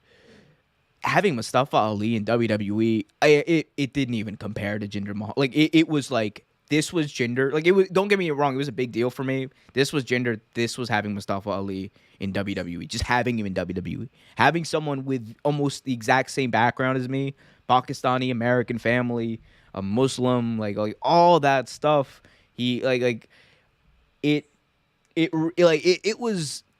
excited me, and I didn't care what he was doing. And look, he got to a point where he was almost going to be in a world championship match at WrestleMania, and then he wasn't because he got injured. That's fine. Kofi Mania happened, which is great. And then there should have been that built-in feud with him and Kofi, which you could have done that for 2 pay-per-views, and you could have made your star in Mustafa Ali. You could have had Kofi had an actual feud that meant something. Instead, Kofi's title reign was what? It was exactly what every every title reign ends up being. Just meh. It happened. Big E's title reign. It happened. Kofi's title reign. It happened. What happened at the end? Brock Lesnar F5, 1, 2, 3, new champ. I don't know. I have obviously a lot of feelings about this. I don't want to get on my soapbox about it, but it's just I hope he goes somewhere else, or I hope he's happy with whatever he does, even if it's outside of wrestling. I mean, you're absolutely right. Like, I mean, we like you said, we talked about this 2 weeks ago at this point, I believe, and it was pretty much. And I brought you into it. I mentioned you as well. But it's pretty much how I felt. Like, yes, there have been African American champions, but there's hasn't been anyone that looks like me. Now, I mean, you guys look at me and say, "Oh, you're not that light." Especially growing up, I was very light skinned, and the only person that I could actually equate with, like really, like see as someone like myself, was The Rock. Like, I mean, Rock was mixed, and so am I. My Rock is African American and Samoan. I'm not Samoan, but I am biracial, and we had similar hair and everything when I actually had hair. And yeah, he was one of the first people I saw that matched my skin color. Man, I was a huge Rock fan. Like even before I mean, well, after Shawn Michaels stopped wrestling, and in between Owen Hart, I mean, of course I love those guys, but like Brock was my man. Man, I was spouting Rudy Poo candy ass and in school, wearing t-shirts, Getting expelled. I used to do my Trevor Rock promos. Oh yeah. And I'm not doing homework, and that's the bottom. Trevor, oh my God, you cutting promos on your teachers in school, Trevor? I'm not doing my homework, and that's the bottom line because the Trevster said so, brother. I would say all that shit, and like, of course, I got in trouble, but stay in school, kids. But yeah, I mean, like that's just how important to me it was, and I can only imagine how seeing like you said, Jinder Mahal's not Pakistani, but I mean how important that was to you, and how seeing Mustafa Ali almost get a title shot and do all that stuff, it had to bring you back to like when you're a little kid and you like seeing stuff like that. It had to mean a lot, and I'm sure it did, and I'm sure it did for a lot of other Pakistanis. So I mean, like you said, I hope he, you know, he's well, and hope he finds what he's looking for, and someone that actually treats him the way he needs to be treated and gives him some storylines, even if it's not in wrestling. Like, I wish him well whatever he does. Just gonna put this out there: if he does want to go back to wrestling, or if he does want to like do wrestling, just saying, there's some, and I know this specific person is getting a lot of flack right now, deservedly so. Just saying, there's a Pakistani wrestling promotion owner that's out there down in Jacksonville that might be able to relate a little bit with Mustafa Ali. Like, I promise you, Shahid Khan would like Shahid Khan's not even like part of the day-to-day operations with that's Tony's father, but he's not part of the day-to-day operations of AEW. But I promise you, like there's if Shahid Khan hears about like Ali, or if he knows about him, there's a little bit of him that definitely wants Ali in his promotion. Absolutely. It's like he said that, they don't have any Pakistanis in AEW right now, right? Tony Khan, the Forbidden Door. Besides, Shahid Khan, the cutout. He was at Stadium Stampede. The cutout of Shahid Khan. Oh man. Hey, I mean, look. Again, it's all up to Ali in the end, and I would support him. Like, no matter what he does, man. He's again. Money. He's a great guy. And also, you know what I think about? I love Brock Lesnar. This is not a slight against Brock Lesnar. I think this is just booking. Brock Lesnar, the character Brock Lesnar ruins everything fans love. Like Kofi Kingston's title reign, Big E's title reign. Mustafa Ali was on the top of the ladder, had the briefcase, the Money in the Bank briefcase in his hands, and then Brock Lesnar's music hits. But they booked him like a dummy. He's already on top. Brock Lesnar's like all the way down the ramp. Mustafa, just just take the briefcase and run, kid. Just run. Right. Run to your world championship match, son. Although if it wasn't for that, we would not have gotten the greatest moment in Money in the Bank history, with Brock Lesnar not knowing that he could cash in whenever he wanted. That was great. Look, there's trade-offs, right? But look, we'll never know if that didn't happen. But again, good luck to Mustafa Ali. And again, just to put it out there, WWE have not responded to this. WWE have not put out a statement about this. And I expect one of two things to happen here. At some point, either Mustafa Ali, whenever they do the next round of releases, which actually I think is probably going to be relatively soon, whenever they do that, he will either be a part of those and gone, or he's just going to write out his contract, and WWE is not going to say anything. Those are the only two things that are going to happen. That's kind of WWE's MO as far as these type of things go. Yeah. Anyway. Right. Yeah, Trevor. Let's move on to things that are more interesting news. A little outside WWE. We'll get back to some more WWE news in a minute, but William Regal, who was released by WWE, just got offered a contract from Impact Wrestling. This was interesting. What do you think about this, Trevor? What do you think about William Regal? What does he bring to a wrestling company? You know, I'm saying as a total package, character, behind the scenes, all that. What does he bring? Well, you saw what William Regal did with helped do with NXT. Like you bring William Regal to a company like Impact who needs direction, right? Like let's just be honest. Like Impact, I give them all the credit in the world. They've survived. I swear they're the cockroach of the wrestling world. They've survived everything at this point, and they just keep coming back. And the fact that they are looking up, I mean, they're looking up. The Impact is not a bad show to watch anymore. It really isn't. Like the female tag team champions, Iconics. They're actually really good as always.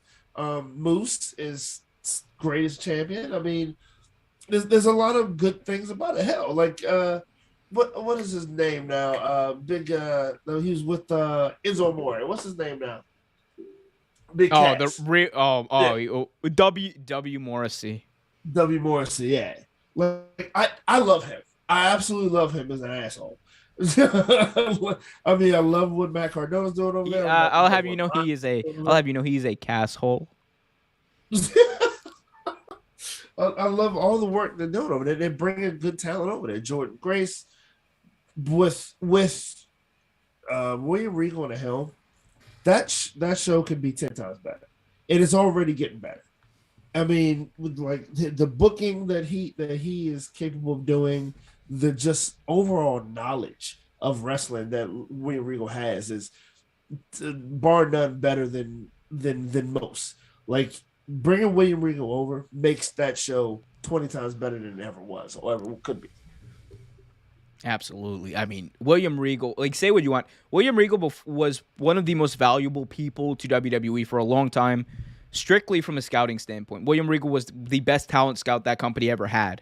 He was able to identify talent very quickly, know if they had what it takes, and get them in the door. That was his job in NXT in a backstage capacity for a very long time. He was part of all the tryouts and stuff.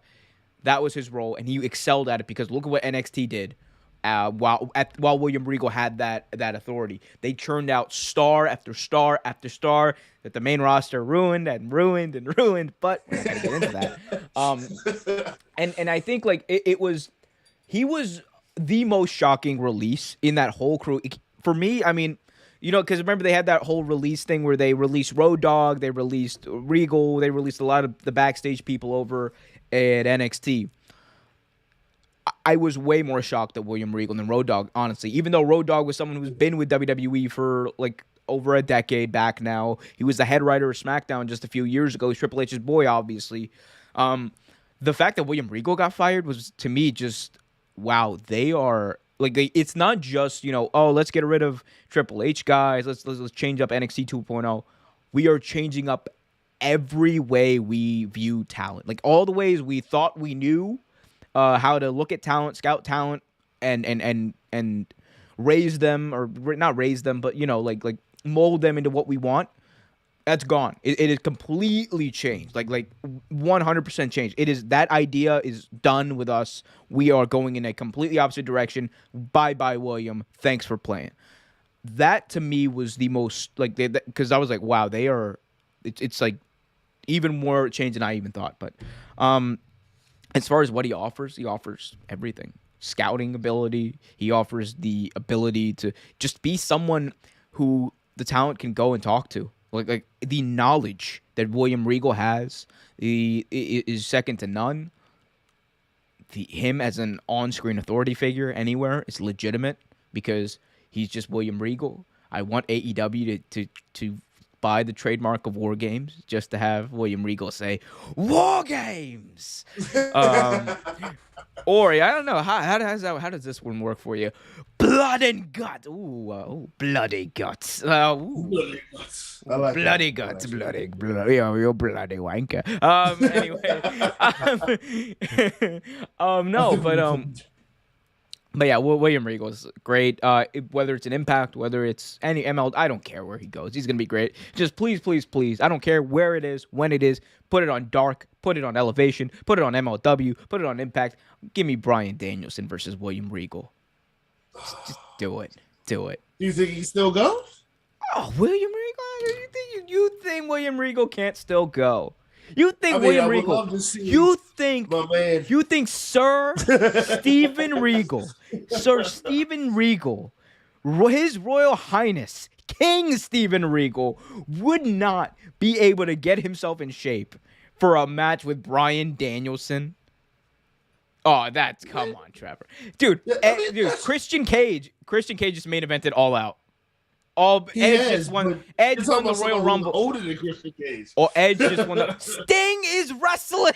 Sting is wrestling, Trevor. Sting is wrestling. He looks better than he did 10 years ago. You're right. I mean, but we don't know if Regal's been constantly training. He's 53, Trevor. He's Edge's age. Is he really? He's only 53. Interesting. Get some boots on, Sir Steven Regal. Get some boots on. Get the tape on. I want to see bring the Undertaker. I want to see the old stretchy tombstone that William Regal does, where he just like the most flexible tombstone we've ever seen. Where he doesn't split while he takes a tombstone. Yeah. I gotta see my man get in the ring and just scurry around and put the arm behind his back. Oh my God, hey man! Look, Steven Regal and all. By the way, I think they'd probably have to call him Steven Regal wherever he goes, but we all know. He's Regal. Bloody guts. Bloody guts, mate. Yes. Slip into madness. Oh, guys, let's take a look at some of these chats here. I'm looking at we got Ramit in the chat says, no other company took more released WWE stars right now, and ROH wrestlers, Impact and AEW are fully loaded right now. Yeah, you're not wrong, but I don't think taking William Regal on would necessarily impact that at all, pardon the pun. I think that William Regal would just be more so an advisory, scouting role, personnel development kind of thing. Yeah, I think he's definitely just going to be talent personnel. Yeah, although that one match, man, do another AEW Rampage pre-show on YouTube and right. Have that made.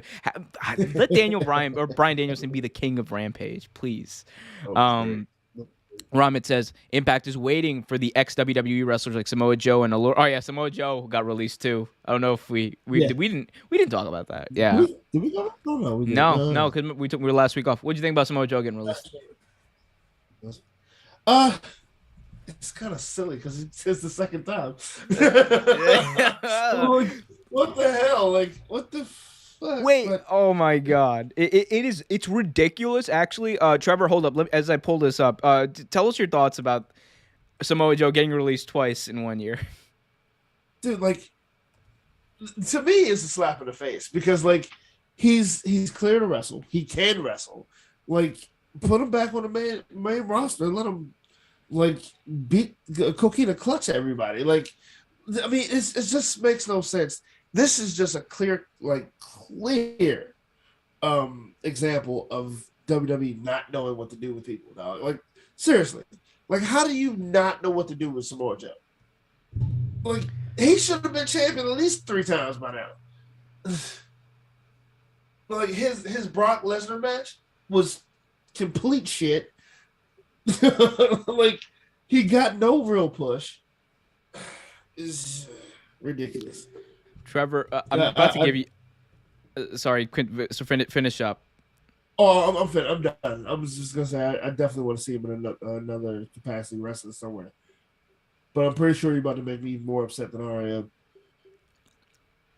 So going back, and I think I have my stats right here. I just counted in my head. So if I'm wrong, I'm only wrong by like 1 or 2. But I'm pretty sure I'm right on this. Going back to 2018, Trevor, there have been 10 different people to hold the NXT championship. 10 different wrestlers have held the NXT championship since 2018. I want you to guess how many of those people are still with the company. Of those 10 people, how many are still with the company? Maybe one. What'd you say? No, What's it's that not one? one. It's not one. But you're not that far off, though. How many? Yeah. So out of that, the only 3 remaining are Braun Breaker, Tommaso Ciampa, and Finn Balor. So I wasn't counting Tommaso Ciampa or Braun Breaker. I don't know why. Well, Braun Breaker anyway. But Yeah. that's- Okay. Yeah. Other than the last 2, how about this? Yeah. If you want to do from 2018 to 2021, all but 2. Like it is. Yeah. It is That's insane. It is insane. That's I'm gonna read out the list: Samoa Joe, Karrion Kross, Keith Lee, Adam Cole, Yep. Johnny Gargano, Aleister Black, and Andrade Cien Almas, all gone from the company in 3 short years. 7 of the last 10 NXT champions are gone from the company. Insane. That's insane. That's insane. That makes no damn sense at all. It's just so weird the way they did the Samoa Joe thing, where it's like they had him win it, and then like they had him go and doing injury stuff, and then he ended up doing scouting stuff. He was like doing scouting like a week before he got released too. It was just so, what the hell is going on? This is a Here's the thing. I know there's a lot of people who say, "Oh, WWE can do whatever they want." Yeah, they can do whatever they want. I just don't understand their business model. It's a multi-million-dollar company that doesn't seem organized in any way. Like, mind you, this podcast that we do is not organized at all. Like, it's barely organized. I'm hanging on by the thread. But I still have subject lines and stuff that I can read out. Like, I have a list, people. I have a list. All right, we have a system. It doesn't seem like WWE has any system for anything they're doing right now. No, they definitely don't. They don't. Like, WWE is so like reckless and so like all over the place with the decisions. It's fucking ridiculous. Oh God, what is I cannot believe that. Like I 7 of the last 10 people aren't since 2018. It's not that long ago, Trevor. That's not that long ago. It's only 4 years ago. Barely 4 years ago. Anyway. That's ridiculous. Anyway. Yeah, it's ridiculous. You know what else is ridiculous? You guys not hitting that like button, subscribe, and hit that notification bell. Guys, we got a few more segments. Get those chats in. Let's talk about this stuff. Trevor, let's talk about WWE Raw this week. I want to get your opinion on this. WWE Raw was live from Tulsa, Oklahoma, and according to Dave Meltzer, the attendance was not pretty. One of the lowest attendance WWE has had since returning to fans. There's a quote from Meltzer. This was the second smallest crowd, I believe, since the pandemic. There were just a little over 3,000 people paid in attendance at Raw. And this is in Tulsa, Oklahoma. This is a place that the arena, Trevor, is housed or supposed to house like 19,000, which is like huge. I'm sure like they set it up for like, probably like, what, 6,000-7,000 or whatever. Still, only 3,000 paid in a place that big in a town like Tulsa that like actually draws pretty well whenever people go there, or usually does. Yeah, that's not good. It's one of the lowest attendance they have had in a very long time. What do you kind of make of that? Like, what's your reaction to that? So, one thing I've always wondered. Well, since we've been talking about these attendance and things, and since it's been in pandemic, I was wondering if like the fact that a lot of people don't have like money or whatever to go was a factor too. I mean, it definitely can be. It's probably not the main factor. But I think, I won't count it out being part of it. But I also think when you get down to brass tacks, it's like, honestly, the product is not good. It's not, and the fans are starting to really speak on it. Like, they're pissed that you got rid of Big E as a champion. Like, they're pissed they're seeing the same 6 matches every week. Like, you're not catering to your fans, and that's what old WWE, WWF, what you want to call it, did. They catered to their fans. They gave a shit what the feedback their audience said. Now they don't. I mean, they don't. Let's just be honest. Vince McMahon is in a pissing contest with any fan at this point, because like he doesn't care if you don't like the product. He's still gonna push it out because somebody's gonna watch it. It may not be you, but it's somebody's gonna watch it. And like, I mean, and that's the thing. Like he doesn't care about. They don't care about tag teams. They don't care. I mean, which is a big draw right now. Look what AEW is doing with it. Like they don't really care about a substantial women's division, because I mean, let's just be honest. I've seen the same several matches with women like every week. They didn't push our girl who they should have. They missed the mark on that. They dropped the ball, Bianca Belair. I mean, like the list goes on, and like people aren't stupid. It just comes down to like, we're tired of this. You're not writing well. You're not making good content. We're not gonna come see your show live. Why you? I mean, you said it all. Like, why would I pay for something that I don't want to watch? Why would I go? Why? Like, it's just. I mean, again, I think the factors you also mentioned earlier on when you were like when you were talking about like money might be tight, and especially with what's going on in the country right now. Yeah, I think that's true. I mean, but it's not like these tickets. I was looking up some of these ticket prices. They weren't like steep ticket prices. Like it was Tulsa. They you market AEW was surprisingly cheap. Yeah, you market to what your fans are, you market your ticket prices to the market you're in, right?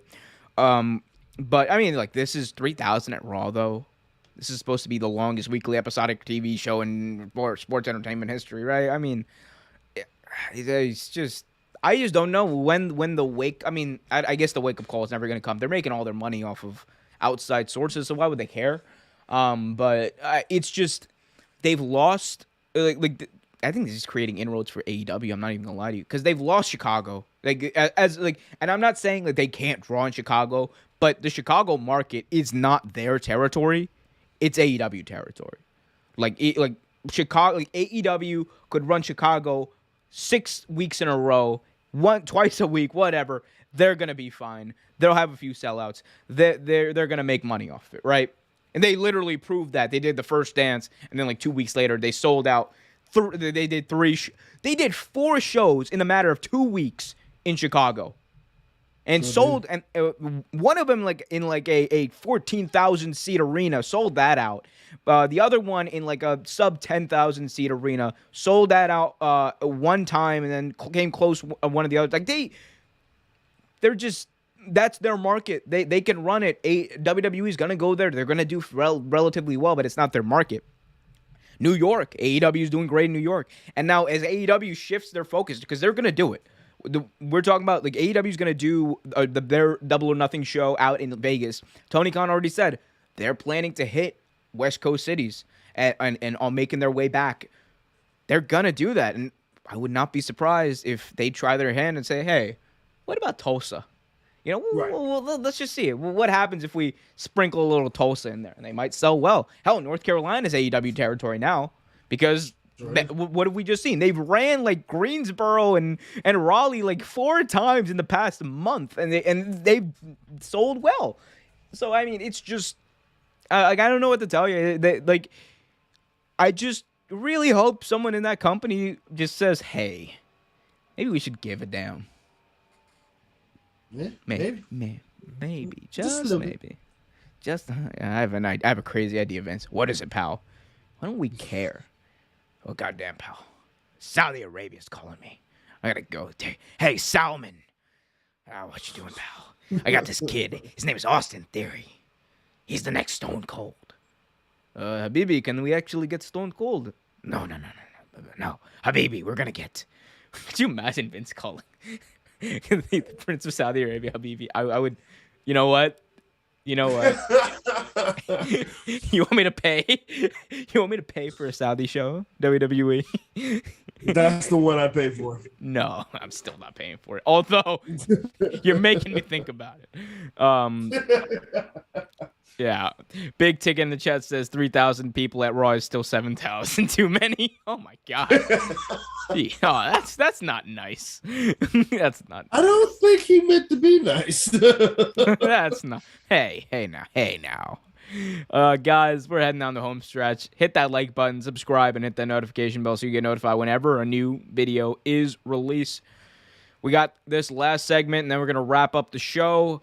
Trevor, WWE just took a massive shot at AEW. WWE feels like AEW is not running a type of business that's going to appeal to the general audience. They cited that they believe that WWE is too gory. These are reflected in quotes where WWE actually from in the Toronto Star, where WWE commented on AEW.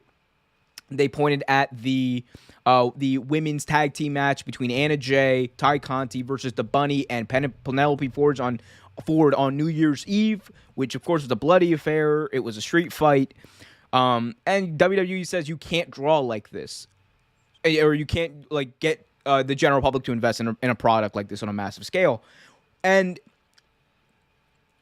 I see a point in there. I just don't think WWE is the company to really speak on this because they pretty much do whatever they want whenever they want. Like, they don't do a lot of blood matches, but they'll still have Brock Lesnar come out there, give Randy Orton a concussion because he rams his elbow into Randy Orton's forehead to make him bleed and stuff like that. But what did you think about this quote from WWE that AEW is too gory and they won't appeal to the general public?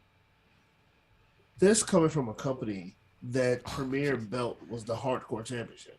And you had matches where people literally like bled buckets. Like, you had matches where your premier talent, Shawn Michaels, had a crimson mask, was bleeding from the top of his head to the bottom of his chin. Now, let's not talk about Ric Flair's farewell match. He looked like he dipped his face in red Kool-Aid. Like, I don't, like you said, I don't, there are interesting points in that. And I totally agree, especially in this day and age. When you have more younger children, especially with AEW, watching more matches and things like that. I can see their point. But again, that's like CZW telling GCW, hey, you lose too many thumbtacks. That's wrong. That's not going to get you any business. Like really? That makes no sense.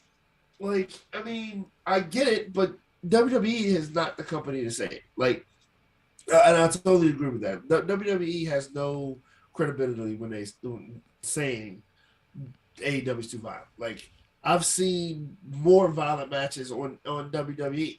Like, really, we're gonna not talk about the fact that Randy Orton ripped out one of somebody's nose ring with pliers, like, and stuck his finger in Randy Orton's ear hole and stretched it. Like, come on, like, no, I find it very, very funny that they commented on that. It's so here's the thing. I mean, if you want to make the point that, you know, doing like this level of hardcore matches may draw parents away from wanting their kids to watch a product, yeah, I could get that. But it's not like AEW does this every week. They don't do bloody gore matches every week. They do it to blow off a feud. They do it, you know, they do it for a reason. When they do it, it has a reason, and it's advertised as a street fight for a reason. So you're prepared for what happens, right? And it doesn't happen every week. This is not the Attitude Era where WWE used to do this all the time. And I'm not even going to point to that, right? My biggest problem with this critique is they say it's too violent, too gory, too whatever. It's the same stuff Vince McMahon used to say about the UFC. It's the same stuff that a lot of people say about the UFC. AEW doesn't make bones about what it is. It's a TV-14 product. It is a TV-14 product, and they stretch the lines with what they can do with TV-14 on cable. They do. And that's fine. That's what they do. You know who else used to do similar things when they used to be on TV? UFC. UFC, still to this day, they are a mature product. They are MA. They cuss. They do whatever. You can do whatever you want in UFC when you're cutting promos. You can do in the ring. There's been bloody fights. And brutal fights, and that's real, dude. That is real. There's people getting concussions, people probably shortening their lifespans. But What is it, Trevor? It is the biggest draw in the entire sports entertainment sphere, the entire competitive fighting sphere. It's the biggest draw because UFC always does a big show. They get all the buys. Everyone's talking about UFC, whether you're young, old, whatever. You're talking about UFC. So to say it couldn't appeal to the general public, I don't think that's necessarily true. With the I think WWE's kind of making. They're just trying to make a case for themselves, like whatever. I get that. That's their prerogative. They're supposed to do that. I understand that to an extent. I just don't think it's the best case to be made. Now, where I think they are actually legitimate is I think AEW could 100% be doing more to bring in more of a lapsed, not even a lapsed fan, but more of a general fan. Even though AEW is it's the promotion for hardcore fans, and it should be the promotion for hardcore fans, there are things that they could 100% do to bring in more fans. And I think they've kind of hit this. It's a matter of figuring out how to get past the plateau they've kind of hit. Because they've been growing slowly. But the thing is, their growth is getting slower and slower now. They've hit that wall of like 1 million people who watch, and maybe that's it. Maybe that's as good as it's ever going to get. I don't think that's what Tony Khan has in mind at all. I think Tony Khan has ways to make it grow. Imagine signing someone like Dan Housen would definitely be a part of that overall plan. 6 current viewers, 9 likes, nice. And I think that having and I think that that's part of a plan. But as far as I don't think the goriness or whatever or the violence or whatever is what is turning people away. I think it's more so just product, not having product knowledge, not knowing, just not knowing. I just don't think there's a lot of people who watch WWE who like they might be aware of what AEW is. They just might not have enough like intro knowledge. And AEW also, they 100% could be better about explaining things because so much happens, and I think they're kind of in that WCW mode where it's like so much is happening all the time on their TV. It's very hard to kind of take a step back, breathe, unless you're in commercial break. Sometimes you're not. Sometimes you can't do that when you're in commercial break because you got to be in picture, pal. But I do think they could 100% be doing things better to explaining to a more general person out there, like, hey, here's why Hangman Adam Page has a problem with American Dragon Bryan Danielson, or American Dragon Bryan Danielson, best wrestler in the world, introducing things like that. I think that'll come, and I think they should do that more often. But I mean, it's the gore. I just don't think the goriness or anything like that has much to do with anything. Me either. I don't. Yep. Big Ticket says Vince's comment wasn't for the fans; it was for corporate sponsors who don't watch wrestling and have no idea what's going on. Hey, man, I'm telling you, I am telling you, if all these corporate sponsors saw the ratings that AEW is doing in the key demo on a Wednesday night in prime time, I think they would definitely be paying attention. I think they would be.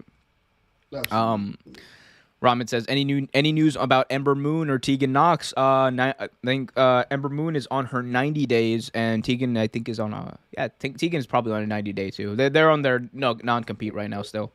So it's to be determined. Watch out for that Owen Hart Cup's gonna be lit. Okay, what is that? It's gonna be lit. It's gonna be that's like gonna happen after Revolution in March. Oh, March. Okay. So it's gonna be like the Owen Hart final is gonna be at Double or Nothing end of May in Las Vegas. So yeah, I think. Yeah, that's gonna be great, man. Oh, Vegas, Vegas, big bastard Owen. Got a little R.I.P. Stu Hart, R.I.P. all of them. Oh my god, I love the Stu Hart. Like, did Owen prank call me again? Big bastard. I love that. I got impressions in the pocket, man. I just that's what I do. Your Stu Hart sounds a lot like your Macho Man, though. Oh no, well no, that's the. Yeah, big bastard. No, you gotta like, the Stu Hart. You guys gotta like, you gotta hunch over a little bit. With the Macho Man, it's like, yeah, dig it. You got to get the big time. Yeah, like it's a little. There is the cadence about everything. Yeah, my Bret Hart is just so easy to do. Like the Bret Hart, anyone can do a Bret Hart. You want me to do Bret Hart? Sure, do it, Bret Hart. I thought you were about to do it, Bret Hart. So I have a story to tell about my brother Owen. He and I, we used to, like it's every single promo he's ever cut. My brother Owen. My brother Owen. Like, Owen. No, but I'll tell you what, the best Hart promo is not Owen. It's not Brett. It's not Stu. It's 100% Bruce Hart. It's Bruce Hart. 1994 Bruce Hart was the greatest thing to happen in professional wrestling, other than Bob. Actually, you know what? Everything involving that was immaculate. All right, 1994 WWE was the greatest. I don't care. Everyone hates on the New Generation era. It was a lot of crap. I'm not gonna. Mantar was utter garbage. But Bob Backlund versus Brett. What? What was garbage? Mantar. The Goon, all that stuff. The Goon, garbage. The Goon was awful. Garbage, but it gave us Dean Douglas. It gave us, it gave us Bob. It gave us I will never eat marijuana. Bob Backlund against Bret Hart. Bob Backlund was amazing. Bob, go on. Hey, Hall of Fame. Bob Backlund, one of the greatest world champions in wrestling history. Don't care what anyone says. One of the longest world title reigns of all time. Look it up, kids. Also, one of the shortest title reigns of all time. But hey, man, it's high risk, high reward with Bobby Backlund. Yes, sir. By the way, he said he will never eat marijuana. You know what Bob Backlund's doing nowadays? Eat marijuana. Yeah, it's the CBD. Literally, he's a CBD. He's big on CBD now. I'm like, hey, full circle, man. The long-term storytelling that's finest. But he's still not doing THC, which is what he meant. But hey, I mean, it's an equal parts, man. Equal parts. Yeah, happens. Ah, man, Trevor. Yeah, man, it's a big week in wrestling. Got Moxley returning to AEW. We got the GCW pay-per-view this weekend. You got not your Cowboys in the playoffs. That's your Ravens too. I've seen my team win two chips this century. So I've seen mine win two chips. It wasn't a century, but I've seen him win two chips. Yeah. That was me and a half ago, buddy. That was me and a half ago. Yeah. I was. That was a long time ago. 1993. Was it 95 or 96?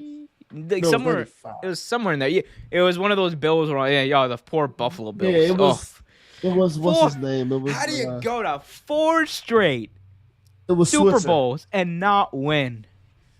4 straight Super Bowls these guys won. And I believe it was either the Pittsburgh Steelers or it wasn't the Bills.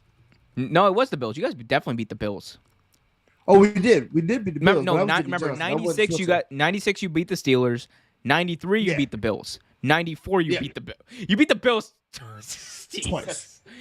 Back-to-back year. The poor Buffalo Bills. And you routed them too, 52-17. Beat the shit out of them. Those were glory years. No, back in my day, the Cowboys were the class of the division. Now they're still the class of shit. The class that they are still the class.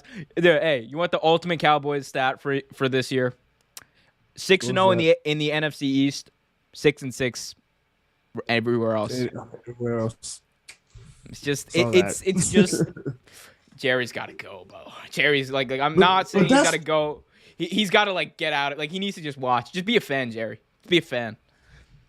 But that's what I was saying. My buddy was talking about. Oh, the Cowboys suck. I said, dude, the Cowboys don't suck. Think about it. It's 11 years not getting past whatever. And he was like, yeah. I was like, think of the only thing that's been constant with that. The only thing that's been constant with that is Jerry Jones. That's the only thing that's been constant.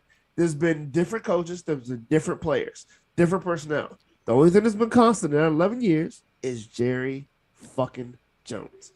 The only thing that's been constant is Jason Garrett's like a son to me, and I don't want to let him go. We're going to win a fucking Super Bowl, baby. Jerry Jones, play us out. There's gonna be some changes in Dallas. You can rest assured that. Tell him, Steven. My daddy said there's gonna be changes. So there's gonna be changes. There's changes. Damn right. Damn right, Steven. Steven, you're fired. but daddy, but daddy.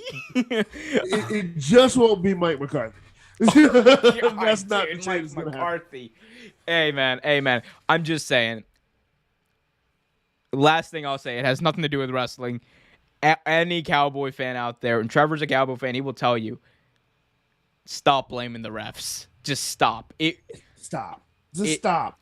This was the, okay, you know what? Take that out. You know what? Blame the refs. All right, you know what? Blame the refs. Cool. Take that out, though. Best offense in the league. Most talented team Dallas has had since they won a Super Bowl. Probably, you could argue more talented overall, but Yeah, most talented team they've had in my entire lifetime, 25 years. And they scored 17 points. Yep. 17 points. Bro. Nick Bosa, the best player on the opposing defense, was out for half the game. Out. Half their defense was out because that front line was beat the fuck up. This was legitimate. Like, here's the thing. I even said it when I was making the picks, and we've gone off the deep end at this point. You were just venting about your Cowboys, but I was saying this before on the divisional the wild card weekend preview show we did. I said this is the most talented team Dallas has had in a very long time, but they are going to do exactly what Dallas does, which is choke in big moments in the playoffs. And I didn't say it, and I'm not saying that because I want to be clear. Dak Prescott, I think he's a very good, great quarterback. He can be a great quarterback. I think Ezekiel Elliott's a really good running back. I think Tony Pollard's a really good running back. Arguably, you could say better right now than Ezekiel Elliott. They have a great wide receiving core. Like, weapons galore. The defense is as good as it's ever been. They have one of the best, arguably going to be the best defensive player in the entire NFL, Micah Parsons. And they just choke. That's what they do.